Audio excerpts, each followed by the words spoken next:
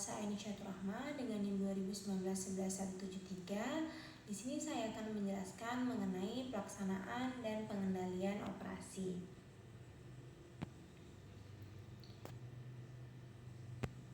Sebelum itu harus melakukan beberapa persiapan sebelum melaksanakan operasi. Yang pertama, mempelajari rencana operasi harian. Yang kedua, mempelajari penyimpangan-penyimpangan yang telah terjadi. Lalu yang ketiga, mempelajari pekerjaan-pekerjaan pemeliharaan dan perbaikan yang dilakukan dalam sistem, khususnya yang memerlukan manuver jaringan.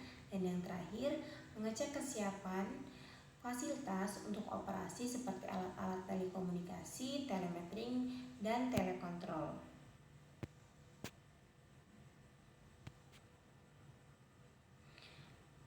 Selanjutnya, pelaksanaan operasi. Setelah melakukan beberapa persiapan yang telah saya sebutkan tadi, maka kemudian dispatcher melaksanakan tugasnya, yaitu seperti yang tercantum dalam rencana operasi harian. Jika ada penyimpangan yang terjadi terhadap rencana operasi harian, misalnya beban yang sesungguhnya terjadi melebihi yang diperkirakan dalam rencana, maka dispatcher harus mengatasinya dalam real time. Selanjutnya, pengendalian operasi. Yang pertama, beban yang sesungguhnya terjadi dalam sistem tidak sama dengan yang diperkirakan dalam rencana operasi harian. Bisa lebih kecil tapi juga bisa lebih besar.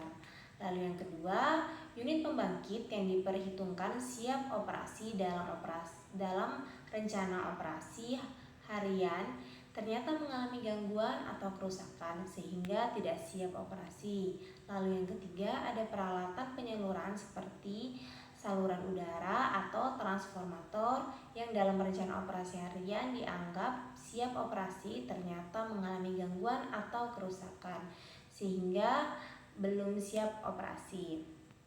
Lalu yang keempat, ada gangguan temporer misalnya karena petir yang menyebabkan sebagian dari sistem padam, bahkan padam total, yang diakibatkan miskoordinasi antar relay. Lalu selanjutnya ada beberapa pedoman operasi. Yang pertama, urutan prioritas pembangkit yang harus dijalankan atau dihentikan atau disebut dengan merit order. Lalu yang kedua, beban maksimum dan minimum yang diperbolehkan bagi setiap unit pembangkit. Lalu yang ketiga, konfigurasi jaringan dalam keadaan normal. Dan yang keempat, atas batas kewenangan operasi antar kesatuan PLN P2B maupun dengan kesatuan PLN di luar PLN P2B. Dan yang kelima, hal-hal yang harus dilakukan pada waktu mengatasi gangguan. Keenam, prosedur memberi laporan dan perintah operasi baik dalam keadaan sistem normal maupun sistem terganggu. Lalu yang ketujuh, prosedur membebaskan tegangan untuk melaksanakan suatu pekerjaan dalam instalasi. Yang kedelapan, penggunaan fasilitas telekomunikasi, telemetering, client telekontrol. Dan yang terakhir, tata cara berkomunikasi baik dalam lingkungan PLN P2B maupun dengan satuan PLN di luar PLN P2B dan juga dengan pihak luar PLN. Selanjutnya, konfigurasi jaringan. Konfigurasi jaringan ini perlu diatur demi kelancaran operasi sistem dalam keadaan normal maupun dalam proses mengatasi gangguan. Konfigurasi jaringan ini juga sangat dipengaruhi oleh macam rel yang ada dalam jaringan. Pada saat ini PLN secara garis besar mempunyai 3 macam rel, yaitu yang pertama rel tunggal, yang kedua rel ganda, dan yang terakhir rel PMT 1,5. Selanjutnya ada beberapa pedoman untuk mengatasi gangguan. Yang pertama, dapat mempelajari keadaan sistem. Lalu yang kedua, mempelajari keadaan sistem. Yang ketiga, pemasukan beban secara bertahap. Yang keempat, pengecekan kembali sistem. Lalu tahapan pedoman untuk mengatasi gangguan selesai. Selanjutnya, mengidentifikasi peralatan. Dalam sistem tenaga listrik yang besar di mana jumlah peralatan mencapai ribuan dan dipakai komputer untuk keperluan operasi, maka diperlukan cara penomoran dan pemberian kode peralatan dalam sistem yang menuruti suatu peraturan tertentu. Setiap perusahaan listrik yang mempunyai peraturan mengenai cara penomoran dan pemberian kode peralatan ini. PLN mengatur cara penomoran dan pemberian kode ini dengan Surat Edaran Nomor 4 1/PST/80 pada tanggal 28 Juni 1980.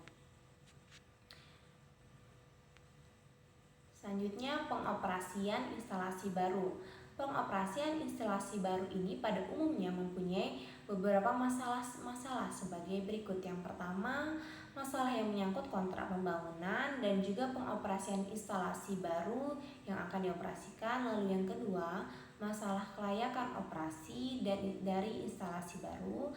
Lalu yang ketiga, dipelajari terlebih dahulu masalah yang akan timbul pada instalasi lama serta sebagaimana mengatasinya. Dan yang terakhir yaitu pasang peralatan telekomunikasi dan telemetering bagi sistem yang sudah memakai sistem telemetering. Lalu kondisi sistem operasi yang pertama ada kondisi normal, kondisi rawan, lalu kondisi darurat, dan yang terakhir yaitu kondisi gangguan. Selanjutnya ada beberapa kesalahan-kesalahan operasi. Yang pertama, membuka PMS sementara PMT yang bersangkutan dengan PMS yang dibuka belum dibuka. Lalu yang kedua, memindahkan beban atau feeder dari rel 1 ke rel 2 dalam GI.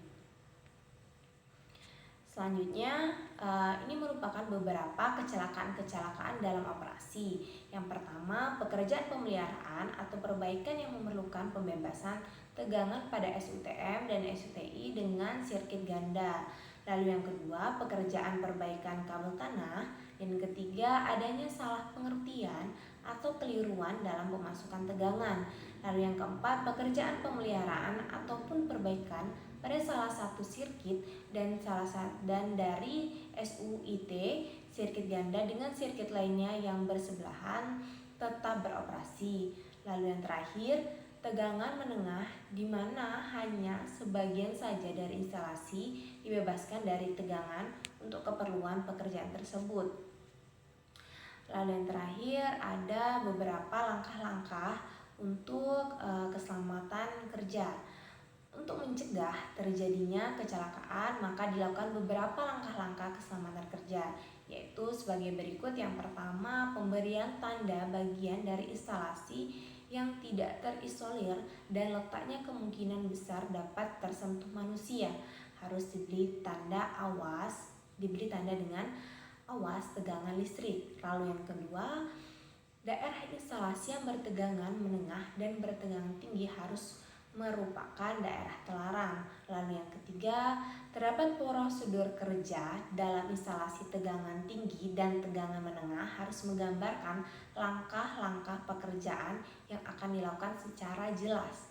Yang keempat, kapan suatu instalasi dapat dibebaskan dari tegangan keluar dari operasi tanpa mengganggu operasi sistem. Lalu yang kelima, apakah bagian dari instalasi yang akan dikerjakan dalam arti akan disentuh orang telah betul-betul bebas dari tegangan.